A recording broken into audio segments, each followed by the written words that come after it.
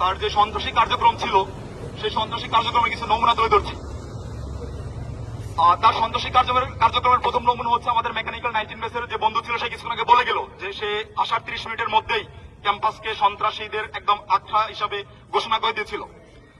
তারপর যারা হচ্ছে বরখাস্ত ছিল তাদেরকে হচ্ছে সে আবার বহাল করে। আচ্ছা, এছাড়া হচ্ছে তার সময়কালে যে বিষয়গুলো একদম ওপেন চলতেছিল যে হচ্ছে আমাদের বিভিন্ন ভাইকে শিবির ট্যাগ দিয়ে এই যে বটতলায় বেঁধে গলায় জুতার মালা পরিয়ে ক্যাম্পাসে হাঁটাইছিল এই বিসি আলমগীরের দোসররাই।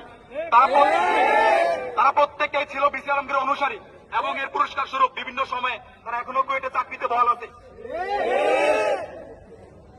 তারপরে হচ্ছে শিবির ট্যাগ দিয়ে ডিউটি দেওয়া অবস্থায় কর্মকর্তা কর্মচারীদের রুম থেকে ধরে নিয়ে জামাত ট্যাগ দিয়ে নির্যাতন করে পুলিশে দেওয়া এবং অনেক কর্মকর্তাকে বহিষ্কার করে যা এখনো বহাল রয়েছে।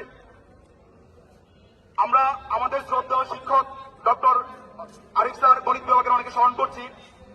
আমাদের শ্রদ্ধা আরিফ স্যারকে মেইন গেটে হচ্ছে ছাত্রলীগের সন্ত্রাসীরা এই বিসি আলমগীরের নেতৃত্বে হামলা করে জামাত শিবির ট্যাগ দিয়ে। উনি পরে আহত অবস্থায় চিকিৎসারত অবস্থায় উনি মারা যায়। একইভাবে হচ্ছে গণিত বিভাগের আবুল কালাম আজাদ স্যারকেও টর্চার করা হয়। আপনাদের হচ্ছে আরেকটা লোমহর্ষ ঘটনা বলি।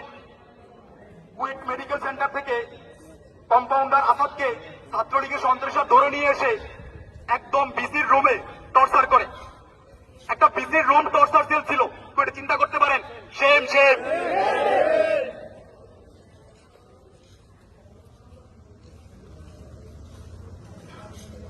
তারপর হচ্ছে আপনার আলমগীরের হচ্ছে বিরোধী যেসব লোকজন ছিল তাদেরকে বিগত 16 থেকে 17 বছর ধরে সকল ধরনের পদোন্নতি এবং সুযোগ সুবিধা থেকে বঞ্চিত করে এবং তার অনুসারী যারা ছিল তাদের প্রত্যেককেই বেআইনিভাবে বিভিন্ন গুরুত্বপূর্ণ পদে পদোন্নতি করে।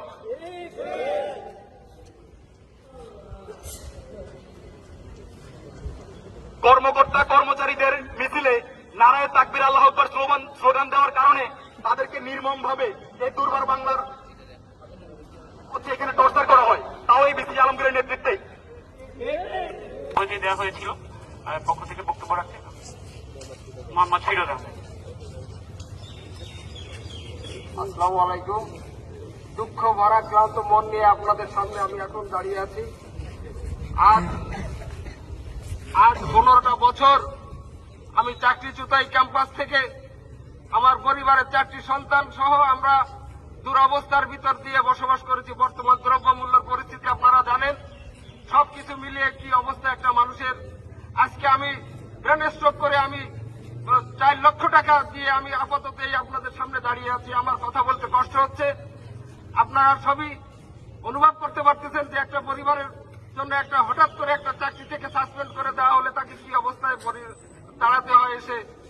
আজকে এই অবস্থায় তাদের দলীয়করণ করা হয়েছে, সর্বক্ষেত্রে দলীয়করণ করা হয়েছে। কোন জায়গায় একটা কথা বলতে গেলে চোরের মতন কথা বলতে হয়েছে যে আশেপাশে কেউ আছে কিনা আওয়ামী লীগের, দেখলে আবার সমস্যা, মামলা হামলার শিকার হয়েছি আমরা। প্রত্যেকটা নির্বাচনে আমরা বাড়ি থাকতে পারি নাই, আমাদের ঘর বাড়ি ছেড়ে বউ বাচ্চা ফেলে রেখে আমাদের চলে যেতে হয়েছে বিভিন্ন স্থানে। আজকে এই অবস্থার ভিতর দিয়ে এই দায়িত্ব পেয়েছেন আলমগীর স্যার। আমরা চাই তার অপসারণ হোক এবং সে যাতে এই দায়িত্বে কোনো সময় ফিরে না আসতে পারে, সর্বকাজ থেকে তাকে বিরত রাখা হোক। এই বলে আমি আমার সংক্ষিপ্ত বক্তব্য শেষ করছি।